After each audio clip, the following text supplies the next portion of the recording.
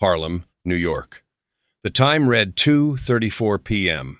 on a Thursday afternoon, June 12th, 1952, when the black Cadillac belonging to Ellsworth Bumpy Johnson came to a halt at a red traffic signal on Lenox Avenue, close to 132nd Street.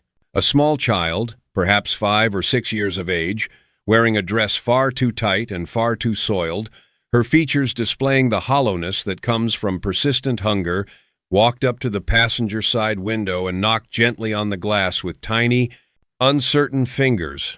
Johnson sat in the rear seat, with William Quick Davis, his driver, positioned behind the steering wheel, returning from a meeting with policy operators who paid tribute to the organization run by Johnson.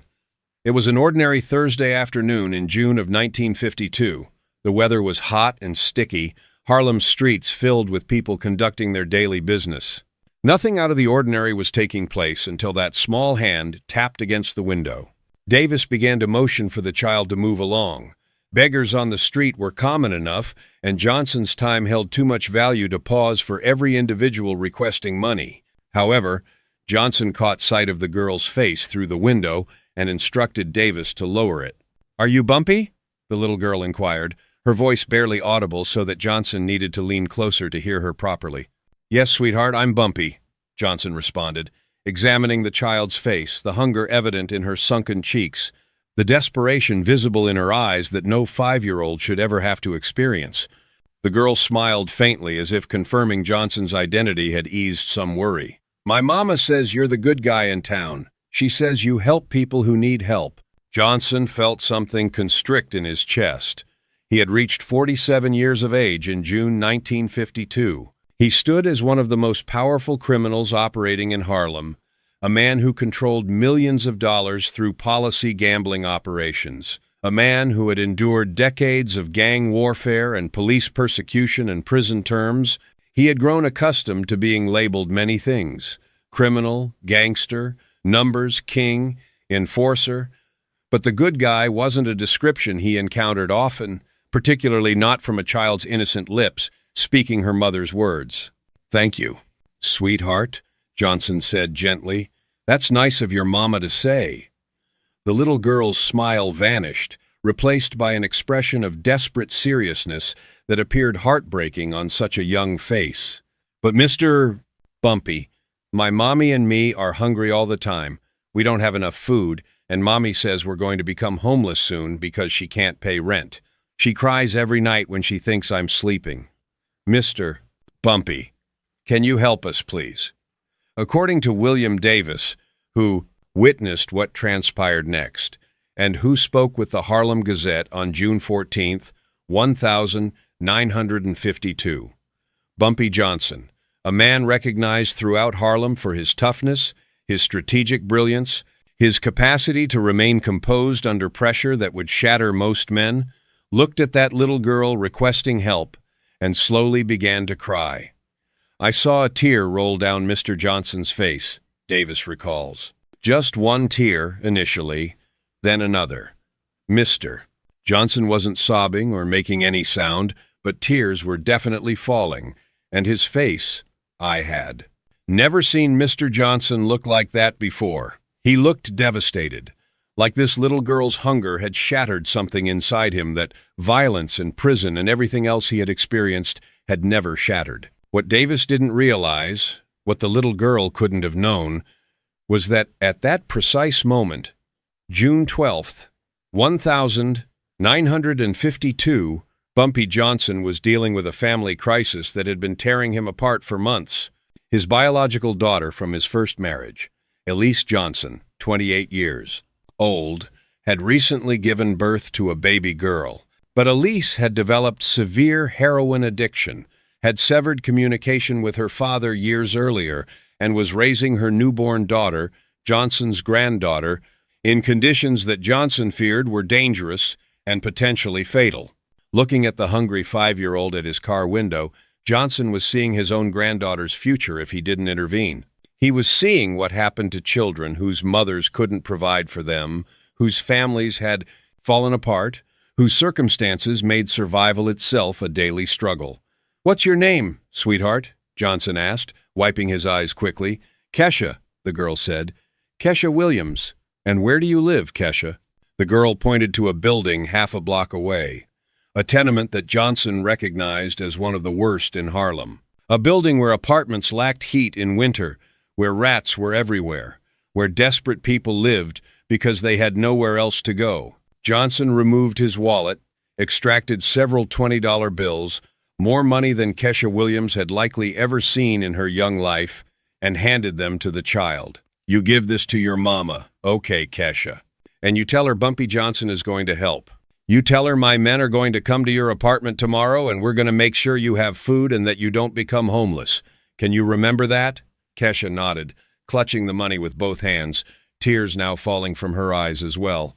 "Thank you, Mr. Bumpy," she whispered. "Mama was right. You are the good guy." Johnson watched the girl run back toward her building, and then he turned to Davis with an expression Davis had never witnessed before. Determination mixed with something that resembled desperation. "Quick, find out which apartment the Williams family lives in.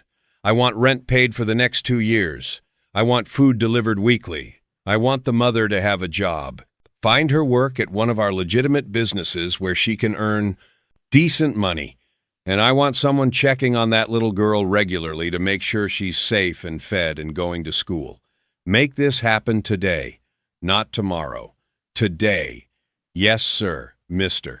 Johnson," Davis said, already pulling the car away from the curb to head back to Johnson's office where he could begin organizing the help for the Williams family. But as Davis drove, he glanced in the rearview mirror and saw that Johnson was still crying silently, tears rolling down his face while he stared out the window at Harlem streets. "Mr. Johnson, are you all right?" Davis asked carefully. Johnson didn't answer immediately. When he finally spoke, his voice was barely above a whisper. "My granddaughter was born 3 weeks ago. Quick. Her name is Margaret.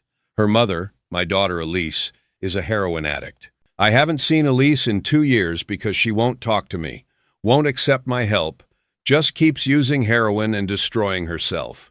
And now she's got a baby.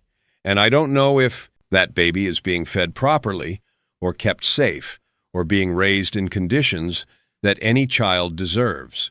Looking at that little girl, Kesha, seeing her hunger, her desperation, all I could think was, that's Margaret's future if I don't save her. That's what's going to happen to my granddaughter if her mother keeps using heroin and I don't intervene. Davis drove in silence for a moment, then said quietly, "We'll help the Williams girl, Mr. Johnson, and we'll find your daughter and your granddaughter. We'll make sure both children are safe." "I hope you're right, quick," Johnson said, still staring out the window, "because I've got a feeling we're running out of time." At 7:30 p.m., on June 12th, 1952, Bumpy Johnson arrived home to his apartment on Edgecombe Avenue, where his wife, Mamie Johnson, was preparing dinner. Mamie immediately noticed that something was wrong. Bumpy's eyes were red from crying. His usual confidence was replaced by visible distress. "Bumpy, what happened?" Mamie asked, abandoning her cooking to sit beside her husband on their living room couch. According to Mamie's later account to close friends, Bumpy told her about the little girl at the car window, about the tears he couldn't control, about his fears for his granddaughter, Margaret. "My men found out more information today," Bumpy said quietly. "Elise gave birth 3 weeks ago to a girl named Margaret. The father is unknown, probably one of the addicts Elise associates with. My men spotted Elise 2 days ago buying heroin from a dealer on 145th Street, and they saw her carrying a baby. The baby looked neglected, dirty, too thin, like she's not being fed properly or cared for properly. It's a curse to let a child grow up in those conditions. It's a curse that I'm letting my own granddaughter suffer because I can't reach her mother." Mamie listened carefully, taking Bumpy's hand in hers. Although Elise wasn't Mamie's biological daughter, Elise was from Bumpy's first marriage. Mamie understood how deeply Bumpy loved his daughter and how devastated he was by Elise's addiction and estrangement. "Bumpy, we have to find them," Mamie said firmly. "We have to bring Elise home. Get her into treatment and make sure Margaret is safe. I know Elise won't want to come. I know she'll fight us, but we can't let that baby suffer because of her mother's addiction. Margaret deserves better than that." Bumpy nodded, wiping his eyes again. "I'm going to find them tomorrow. May. I'm putting every man I have on finding Elise and Margaret. And when we find them, I'm bringing them both home, whether Elise wants to come or not. I won't let my granddaughter starve like that little girl Kesha was starving. I won't let Margaret die because I was too slow to save her." At 9:15 a.m. on Friday, June 13th, 1952, Bumpy Johnson sat in his usual booth at Small's Paradise Restaurant on 7th Avenue, eating breakfast while reading the New York Times. He had spent the night barely sleeping, thinking about Elise and Margaret, planning how to find them and how to help them once he did.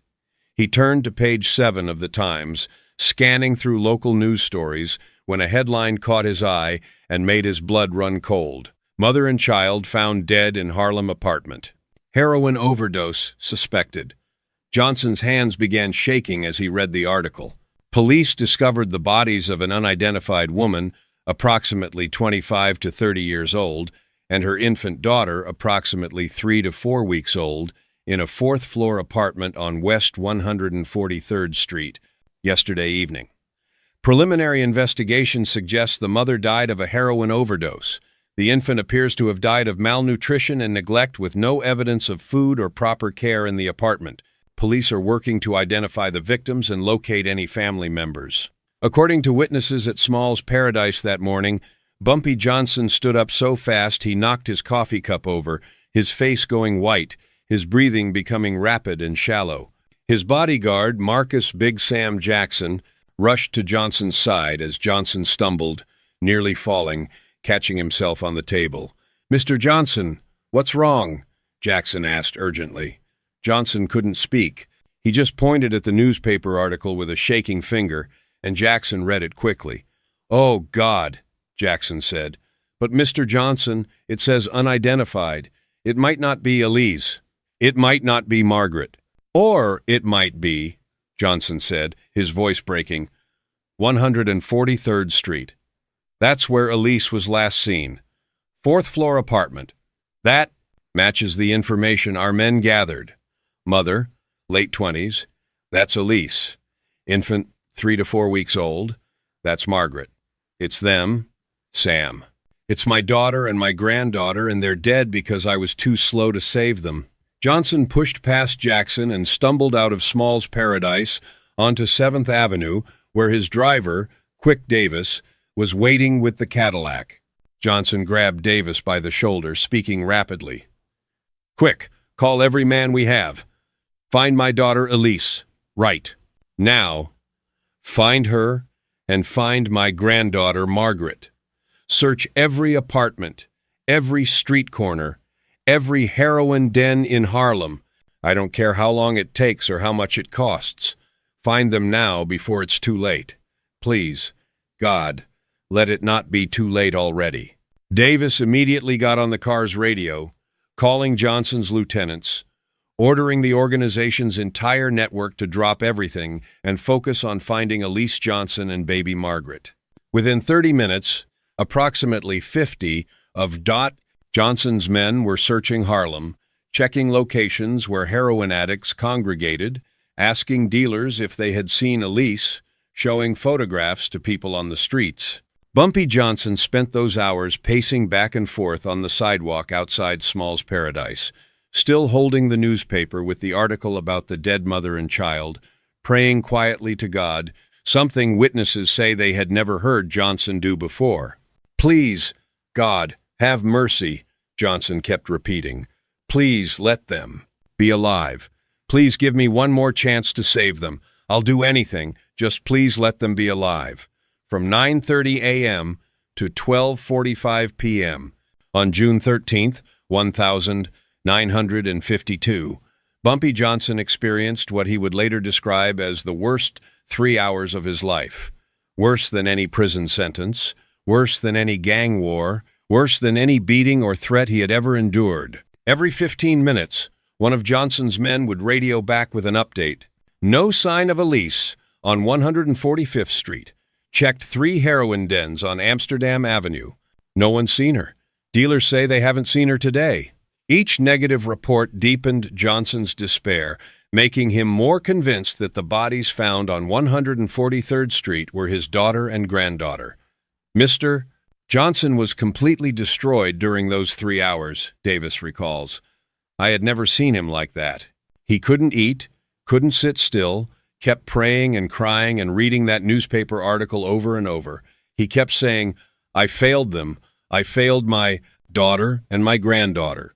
I knew Elise needed help, and I didn't act fast enough. It was heartbreaking watching this strong man, this man who had survived everything Harlem could throw at him, falling apart because he thought his family was dead. At 12 Vicis, 43 p.m.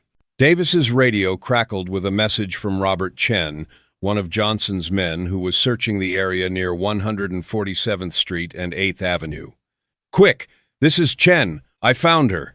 I found Elise Johnson. She's alive. She's on the corner of 147th and 8th, and she's in bad shape, quick, real bad, severely intoxicated, dirty, begging some dealers for heroin, but she's alive, and I don't see a baby with her, but she's alive. Davis immediately relayed this to Johnson, whose face transformed from despair to intense relief mixed with renewed fear. She's alive, Johnson said, tears now flowing freely down his face. Thank God, she's alive. Quick, take me there now, right? Now.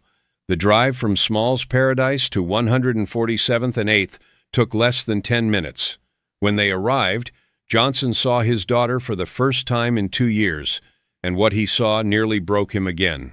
Elise Johnson was sitting on the curb wearing clothes that looked like they hadn't been washed in weeks, her hair matted and dirty, her face gaunt from malnutrition and drug abuse, her arms showing track marks from injections. She was talking to 2 men, heroin dealers, Johnson recognized immediately, begging them for drugs, promising she would pay them later, desperate and incoherent. Johnson got out of the Cadillac and walked slowly toward his daughter, Chen and Davis following close behind in case the dealers caused trouble.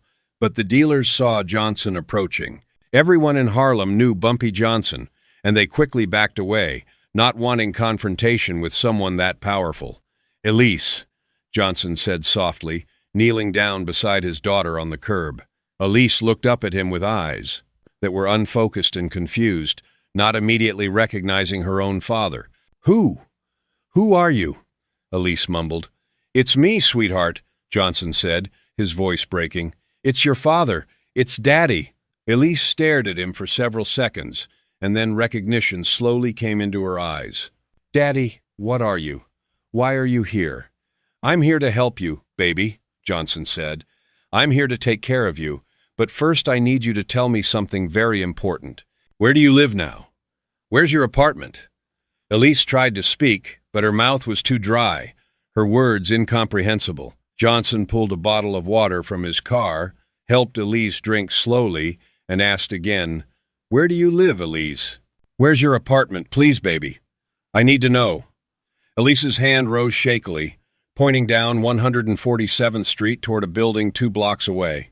There, 2nd building, 3rd floor. And the baby? Johnson asked urgently. Elise, where's the baby? Where's Margaret? Elise's face showed confusion, as if she was struggling to remember what Johnson was talking about. Then clarity came briefly into her drugged eyes. Margaret, she's at the apartment with the others. Johnson didn't wait to hear more. He actually ran, something the 47-year-old criminal rarely did, toward the building Elise had pointed to, taking stairs 2 at a time to reach the 3rd floor, Chen and Davis right behind him. The apartment door was unlocked. Johnson pushed it open and found himself in what he would later describe as a scene from hell. 5 people, 3 men and 2 women, all in various states of drug intoxication, sprawled around a filthy 1-room apartment that reeked of unwashed bodies, rotting food, and human waste. Empty liquor bottles, drug paraphernalia, and garbage covered every surface. There was no furniture except a single mattress on the floor and a few broken chairs.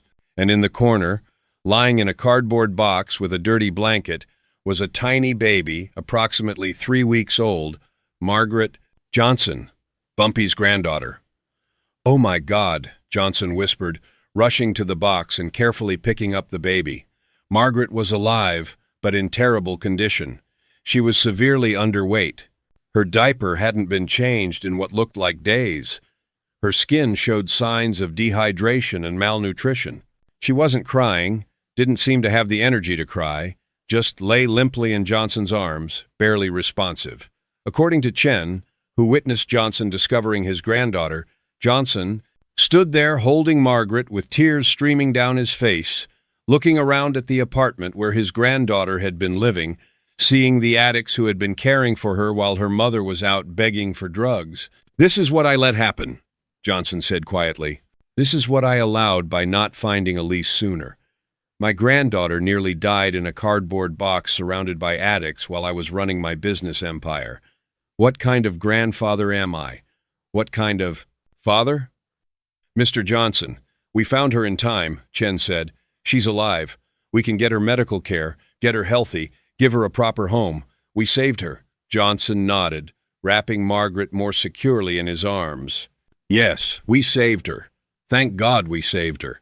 But from now on, I'm never letting anything like this happen again. Margaret is going to grow up safe and loved and cared for. That's a promise I'm making to her right now." Johnson turned to Davis. "Quick, go get Elise from where we left her.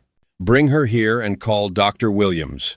Tell him I need him to meet us at my apartment immediately to examine a baby who has been severely neglected. Then send someone to get May. Tell her we found Margaret and we're bringing her home." Within 20 minutes, Johnson had his daughter and granddaughter in his Cadillac heading toward his Edgecombe Avenue apartment. Elise was barely conscious in the front passenger seat. Margaret was in Johnson's arms in the back, wrapped in his jacket because she had been shivering from fever despite the June heat. For the next 3 days, June 13th through June 16th, 1952, Bumpy Johnson attempted what his associates told him was impossible, keeping his heroin-addicted daughter in his apartment long enough to get her into treatment while simultaneously caring for his critically ill granddaughter who needed immediate medical attention. Dr. Samuel Williams, a black physician who had worked with Johnson's organization for years, examined Margaret on the evening of June 13th and delivered a grim assessment. "This baby is severely malnourished and dehydrated. She's probably been underfed since birth. She needs to be hospitalized immediately. If she had gone another 48 hours without intervention, she likely would have died. As it is, she needs weeks of careful medical care and proper nutrition to recover." Johnson authorized whatever medical care was necessary, and Dr. Williams arranged for a private nurse to stay at Johnson's apartment around the clock caring for Margaret, while Johnson tried to help his daughter. But Elise Johnson was in the grip of heroin addiction so severe that staying in her father's apartment, even with her newborn daughter there, even with her father begging her to get clean, was torture. The physical withdrawal symptoms began within hours: sweating, shaking, vomiting, severe pain in her muscles and joints. And worse than the physical symptoms were the psychological cravings, the desperate, overwhelming need for heroin that made Elise scream and cry and beg her father to either let her leave or bring her drugs. Those 3 days were hell for everyone involved, May Johnson later told close friends. Elise was going through withdrawal, and it was horrible to watch. She would be coherent for a few minutes, would hold baby Margaret and cry about what a terrible mother she had been, would promise to get clean and be better, and then the cravings would hit, and she would become a completely different person, screaming at us to let her leave, threatening to hurt herself if we didn't give her money for drugs, saying awful things to Bumpy about how he had ruined her life. It broke Bumpy's heart watching his daughter suffer like that. On June 15th, the third day of this impossible situation, one of Johnson's men who had been stationed outside the apartment to prevent Elise from leaving reported to Johnson that he was genuinely afraid Elise might hurt baby Margaret during one of her withdrawal episodes. Elise had apparently picked up Margaret, while the nurse was briefly out of the room and had held the baby near an open window while muttering incoherently. The guard had intervened before anything happened, but the incident made clear that keeping Elise and Margaret in the same apartment while Elise was going through severe withdrawal was dangerous for everyone involved. On the evening of June 15th, 1952, Bumpy Johnson met with Malcolm Little, not yet known as Malcolm X, but already working as a minister with the Nation of Islam and operating rehabilitation programs for drug addicts in Harlem. Johnson and Malcolm had known each other for several years, had mutual respect despite coming from very different backgrounds, and had occasionally worked together on community improvement projects. "I need your advice, Malcolm," Johnson said at the beginning of their meeting at a Lenox Avenue restaurant. "I need your help. My own daughter is in trouble, and I'm watching her destroy herself and nearly destroy her baby, and I don't know what to do." Johnson explained the entire situation: Elise's addiction, Margaret's near death in the cardboard box, the 3 impossible days trying to care for both of them simultaneously, the fear that Elise might hurt the baby during withdrawal. Malcolm listened carefully, occasionally nodding, his face showing deep sympathy for Johnson's situation. "Brother Bumpy," Malcolm said when Johnson finished explaining, "I understand your pain. I've lost people I love to addiction. I've watched drugs destroy families, destroy communities. The heroin that's flooding Harlem right now is a weapon being used to destroy black people, and your daughter is one of its victims. Can you help her?" Johnson asked. "Can your rehabilitation program help someone as far gone as Elise is?" "I have space in the rehabilitation center I run through the temple," Malcolm said. "We've successfully treated heroin addicts who were as badly addicted as your daughter sounds. Our approach is holistic, physical detoxification, combined with spiritual renewal, giving addicts a sense of purpose and community that replaces the drugs. It's not easy. Many who try to get clean fail, but some succeed. Your daughter deserves a chance to be one of those who succeed." "And Margaret?" Johnson asked. "My granddaughter? She needs constant medical care right now, and she can't be around her mother while her mother is going through withdrawal and rehabilitation. Bring your daughter to the rehab center," Malcolm suggested. "We'll provide the intensive care she needs to get clean, and you and your wife can care for Margaret while your daughter is in treatment. When your daughter is healthy enough to be a proper mother, if she can achieve that health, then you can reunite them. But for now, they need to be separated for both their safety and their health." Johnson felt tears forming again, the 3rd time in 4 days that he had cried, something that would have been unthinkable before June 12th, when that little girl, Kesha, had approached his car. "Thank you, Malcolm," Johnson said quietly. "Thank you for giving my daughter a chance. I didn't know how to give her. I'll bring her to your center tomorrow and I'll pay for her treatment. Whatever it costs, I'll pay it." "We don't charge for our services, Brother Bumpy," Malcolm said. "We're not doing this for money. We're doing this because black people need to help each other, need to fight together against the forces destroying our communities. Your money is welcome as a donation to support the program, but it's not required. Your daughter will be treated because she's a black woman who deserves help, not because her father can afford to pay." That night, Bumpy Johnson explained the plan to Elise during one of her brief, coherent moments. Elise cried, said she was scared, said she didn't want to be separated from Margaret, but also admitted she knew she couldn't care for Margaret properly in her current condition. "I'm a terrible mother," Elise sobbed. "Margaret deserves better than me." "Margaret deserves a healthy mother," Johnson corrected gently, "and you deserve a chance to become that healthy mother. Go to Malcolm's Rehabilitation Center. Get clean. Learn to be healthy again. And when you're ready, Margaret will be here waiting for you. May will take care of her until you can take care of her yourself. But you have to do the work, Elise. You have to want to get clean badly enough to do the hard work of recovery." Elise nodded, still crying. "I'll try, Daddy. I promise I'll try." On Monday morning, June 16th, 1952, Bumpy Johnson drove his daughter to the Nation of Islam's Rehabilitation Center in Harlem, where Malcolm Little and a team of counselors were waiting to admit her to their intensive treatment program. Before entering the center, Elise asked to hold Margaret one more time.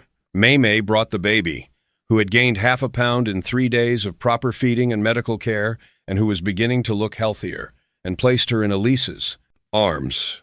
"I love you, Margaret," Elise whispered to her daughter. "I'm sorry I didn't take better care of you. I'm going to get better so I can be the mother you deserve.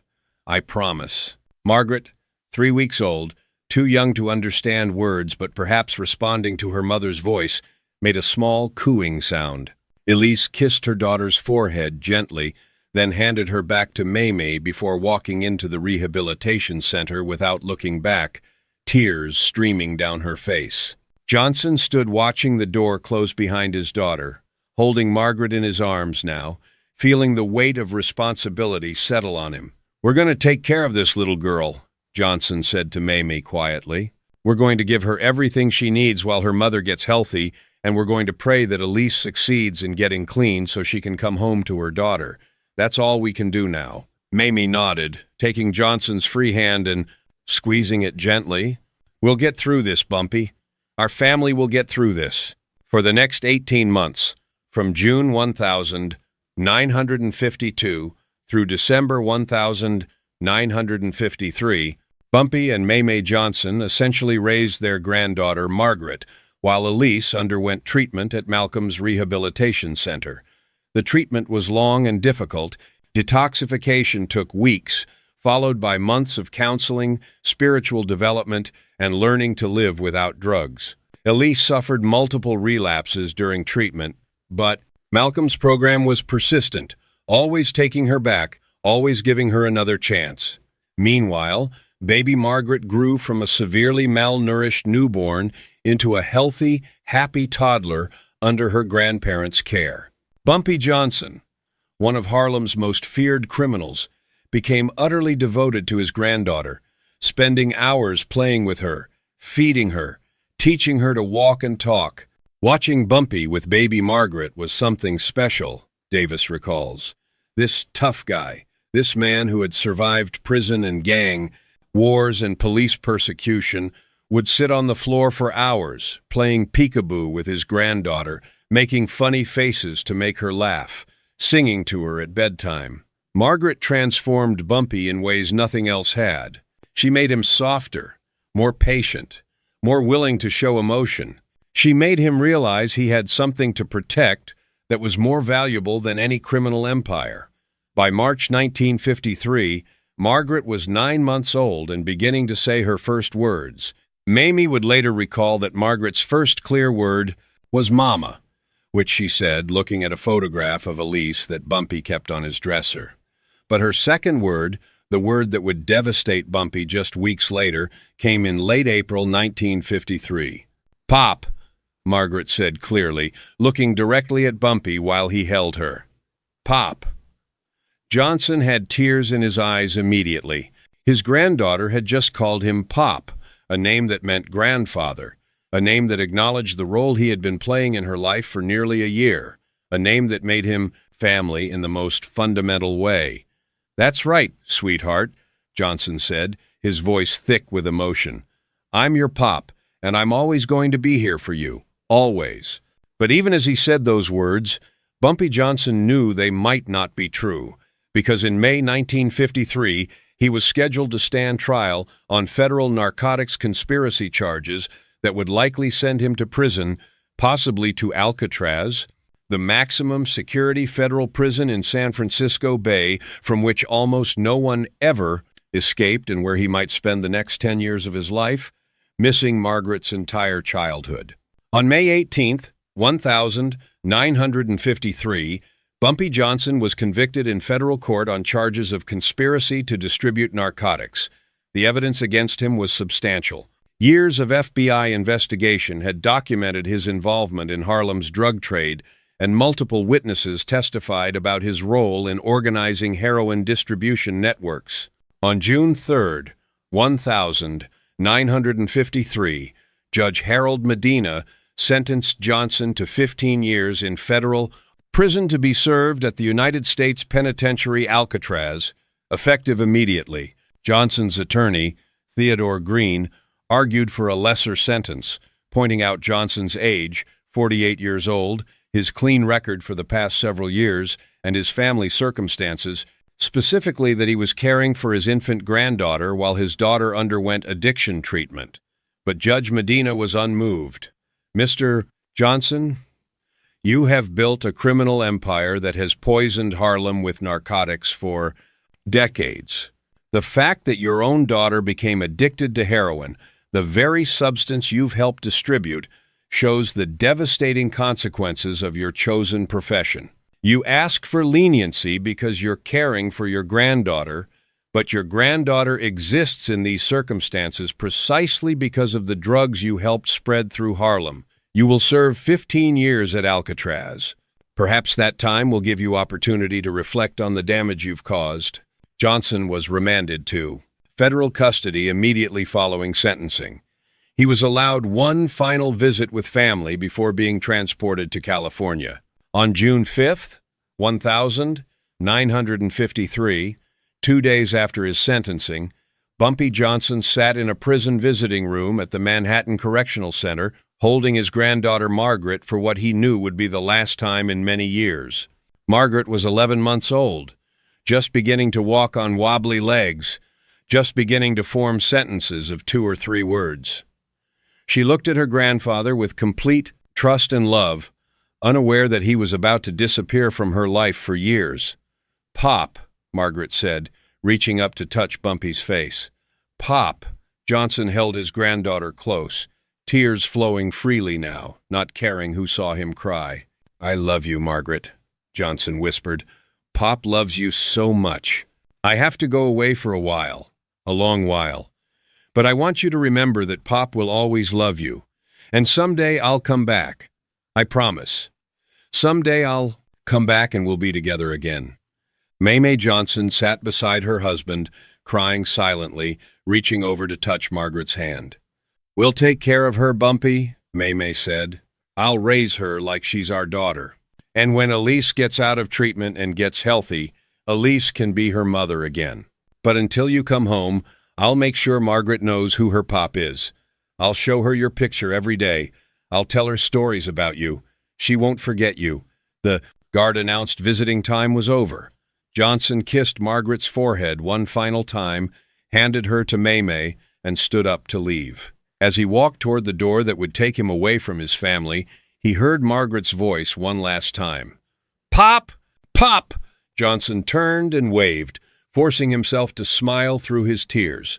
And then the door closed behind him and he was gone. Bumpy Johnson arrived at Alcatraz Federal Penitentiary on June 15th, 1953, and was assigned to Cell Block B, Cell 184, for the next 10 years until his release in November 1963. Johnson would spend most of his waking hours thinking about his granddaughter Margaret, wondering how she was growing up without him, praying that she was safe and healthy and happy. May wrote to Bumpy weekly, including photographs of Margaret and updates about her development. July 1953. "Margaret is walking now. Bumpy. She walks everywhere, always moving, always exploring. She still says Pop constantly. We show her your photograph every day and she points at it and says, 'Your name.'" December 1953. "Margaret had her first birthday last month. She's such a beautiful child, Bumpy. She has your eyes and your smile. We had a small party for her. She ate cake and laughed so hard. I wish you could have been here." June 1954. "Good news, Bumpy. Elise completed her treatment at Malcolm Center. She's been clean for 9 months now. She's living with us, and she's learning to be a proper mother to Margaret. It's slow. She missed Margaret's first year, and they're still building their relationship, but she's trying hard. Margaret calls her Mama now and calls me Nana, but she still asks for Pop. Every night before bed, we tell her you'll come home someday. April 1957, Margaret is almost 4 years old now, Bumpy. She's so smart, so curious about everything. She starts school in September. Elise is doing well. She's been clean for nearly 4 years, working at a legitimate job, being a good mother. I think your daughter is finally healthy, Bumpy. I think you'll be proud of her when you come home. November 1960. Margaret is 7 years old now. She's in second grade, getting excellent marks. She asks about you all the time, wants to know when you're coming home, what prison is like, whether you're safe. We tell her you're coming home soon. Only 3 more years, Bumpy. 3 more years and you can see your granddaughter again. Johnson kept every letter, every photograph, pinned them on his cell wall where he could see Margaret's face every day. Other prisoners at Alcatraz would later recall that Johnson talked about his granddaughter constantly, showed her pictures to anyone who would look, counted down the days until his release, when he could see her again. Bumpy lived for those letters from his wife, says another Alcatraz prisoner who served time with Johnson and who spoke with the Gazette in 1968. Every week when mail came, Bumpy would be waiting anxiously to see if there was a letter from Mamie, if there were new pictures of Margaret, and when letters arrived, Bumpy would sit in his cell, reading them over and over, sometimes crying, always smiling at the pictures of this little girl who was growing up without him. That granddaughter kept Bumpy sane during 10 years at Alcatraz. She gave him reason to survive, reason to stay disciplined, reason to count every day because every day was one day closer to seeing her again. On November 16th, 1963, Bumpy Johnson was released from Alcatraz Federal Penitentiary after serving 10 years and 5 months of his 15-year sentence, released early for good behavior. He flew from San Francisco to New York, arriving at Idlewild Airport, now JFK Airport, at 6:30 p.m., where May was waiting for him. "Where's Margaret?" Johnson asked immediately after hugging his wife. "Is she here? Can I see her?" "She's at home with Elise," May said, smiling at her husband's eagerness. "She's 10 years old now, Bumpy. She's beautiful and smart and so excited to finally meet her pop in person instead of just in photographs and letters. She's been counting down the days just like you have." The drive from the airport to the Edgecombe Avenue apartment felt endless to Johnson. 10 years and 5 months since he had held his granddaughter.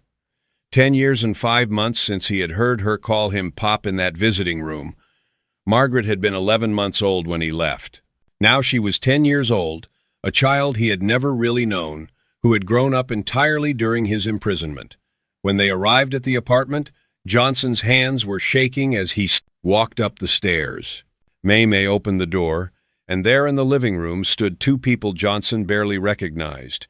Elise Johnson, 39 years old now, healthy and clean after 10 years of sobriety, looking more like the daughter Bumpy remembered from before heroin had destroyed her, and Margaret Johnson, 10 years old, wearing a pretty blue dress, her hair in neat braids, holding a homemade Welcome Home Pop sign that she had painted herself, her face showing nervous excitement at finally meeting the grandfather she had only known through photographs and letters and stories. For several seconds, everyone stood frozen, and then Margaret spoke in a voice that was quiet but clear. "Pop, is that you? Is that really you?" Johnson felt tears streaming down his face again, the tough criminal crying because his granddaughter had just called him Pop after 10 years of separation. "It's me, sweetheart," Johnson managed to say. "It's Pop. I'm home." Margaret dropped her sign and ran across the room, throwing her arms around Johnson's waist, hugging him with all the strength her 10-year-old body could manage. "I missed you so much, Pop," Margaret said, crying now too. "I looked at your picture every single day, and Nana told me stories about you, and I counted down the days until you came home. And now you're finally here, and I love you so much." Johnson knelt down so he was at Margaret's eye level, hugged her properly, looked at her face, seeing his own eyes, looking back at him, seeing the beautiful child his granddaughter had become during his decade in Alcatraz. "I love you too, Margaret," Johnson said, not even trying to control his tears anymore. "I thought about you every single day I was gone. You were the reason I survived. You were the reason I made it through. And now I'm home, and I'm never leaving you again. That's a promise from Pop to his granddaughter. I'm never leaving you again. Margaret pulled back slightly, looked at her grandfather's face, studied the tears on his cheeks, and then said something that made everyone in the room cry. You're my dad now, Pop. Not just Pop, you're my dad, because you were there even when you weren't here. You were always my dad, okay? Johnson couldn't speak. He just nodded and held his granddaughter while May and Elise watched, both of them crying too, both understanding that this moment, this reunion between a grandfather and the granddaughter he had saved from a cardboard box 10 years earlier, was what family meant in its purest, most essential form. Later that evening, after Margaret had finally gone to bed, still talking excitedly about having her Pop home, Johnson sat with May and Elise in their living room, and Elise said something she had been wanting to say for 10 years. Thank you, Daddy. Thank you for saving Margaret. Thank you for saving me. Thank you for never giving up on us, even when we gave you every reason to give up. I've been clean for 10 years because you gave me a chance when nobody else would. Margaret is alive and healthy because you found her before it was too late. I know I can never repay what you did for us, but I want you to know that I'm going to spend the rest of my life being the mother Margaret deserves and being the daughter you deserve. That's my promise to you. Johnson looked at his daughter, really looked at her for the first time in years, seeing the healthy woman she had become instead of the heroin addict she had been, and smiled. You already are, Elise. You already are. Bumpy Johnson lived 5 more years after his release from Alcatraz, dying of a heart attack on July 7th, 1968, at age 62. During those 5 years, he spent as much time as possible with his granddaughter Margaret, watching her grow from a 10-year-old child into a 15-year-old young woman, making up for the decade he had missed while imprisoned. But Johnson never forgot June 12th, 1952. The day a hungry little girl named Kesha Williams had approached his car, asking for help. The day Johnson had cried because seeing that child's desperation made him realize his own granddaughter was in similar danger, the day that had started the chain of events leading to Margaret's rescue. The Williams family, Kesha and her mother, received Johnson's support for 2 full years, as he had promised. Rent paid, food provided, mother employed, child safe. Kesha Williams grew up to become a teacher in Harlem public schools, and she would later tell her own students about the day she met Bumpy Johnson and how his kindness had saved her family. Mr. Johnson gave us a chance to survive when we had nothing, Kesha Williams said in a 1985 interview. My mother and I would have been homeless, might have died if Mr. Johnson hadn't helped us. But what I didn't know then, what I only learned years later, was that helping us had helped him too. My hunger showed him that his own granddaughter was hungry. My desperation showed him that his granddaughter was in danger. By asking for his help, I inadvertently saved another child's life, a child I never met, but who also wouldn't have survived without Mr. Johnson's intervention. So in a strange way, my mother and I and Margaret Johnson all saved each other that day. My desperation saved Margaret. Margaret's danger motivated Mr. Johnson to help us, and Mr. Johnson's kindness saved all of us. Margaret Johnson grew up to become a successful woman, graduating from college, becoming a social worker who helped troubled families in Harlem, carrying on the legacy of helping others that her pop had demonstrated when he saved her from that cardboard box. She would tell people that June 13th, 1952, the day her pop found her in that apartment and carried her to safety, was her real birthday, the day her life actually began. And she would tell them about the last words her pop said to her before he died in July 1968, words that summed up everything he had learned from that little girl approaching his car in June 1952, everything he had learned from saving his granddaughter, everything he had learned about what really mattered in life. Margaret, I spent my whole life building a criminal empire, making money, gaining power, surviving gang wars and prison sentences, but none of that matters compared to you. Saving you was the only thing I did in my entire life that was truly worth doing. Taking care of you was the only time I was actually a good man instead of just a successful criminal. Remember that, sweetheart. Remember that the most important thing anyone can do is protect the children who need protection. That's the only thing that really matters. That's the only legacy worth leaving. That was June 12th, 1952. That was the little girl who made Bumpy Johnson cry. That was the day everything changed because one hungry child asked for help, and that request saved 2 children's lives and reminded a hardened criminal what it meant to be a good man.